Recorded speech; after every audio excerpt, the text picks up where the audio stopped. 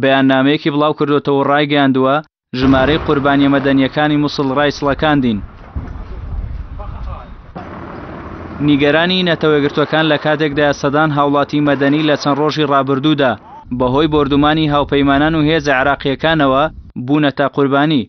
لە بەرامبەردا هاوپەیمانی نێودەوڵەتی دژی داعش لە ڕوونکردنەوەیەکدا ئاشکرای کردووە لێکۆڵینەوە لەو ڕاپۆرتانە دەکات کە باس لە کوژرانی ژمارەی زۆر مەدەنی دەکەن بەهۆی بردومانەکانی ئەوانەوە.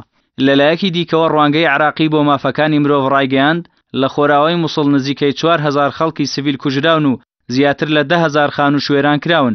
تەرمێکی زۆریش لەژێر خانووە ڕووخاوەکاندان.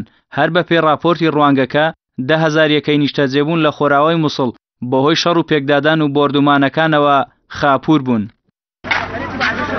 هاوکات دوێنێ چەند سەرچاوێکی سەربازی و ژمارەیەک شادحاڵ کوژرانی زیاتر لە 200 هاوڵاتی مەدەنیان لە مووسڵ ڕاگەیاند کە بەهۆی بردومانی ئاسمانیەوە بۆ سەر خۆراوەیە و شارە بوونەتە قوربانی. لە بەرامبەردا هێزە عێراقیەکانی بەشدار لە پرۆسەی کۆنتڕۆڵکردنەوەی مووسڵ ئەمڕۆ هێرشەکانیان بۆ سەرچەکدارانی داعش لەو شارە ڕاگرت. بەپێی لێدوانی وتەبێژی ئەو هێزانە هۆکاری ڕاگرتنی هێرشەکان بەرزبوونەوەی ڕێژەی قوربانیانی مەدەنیە.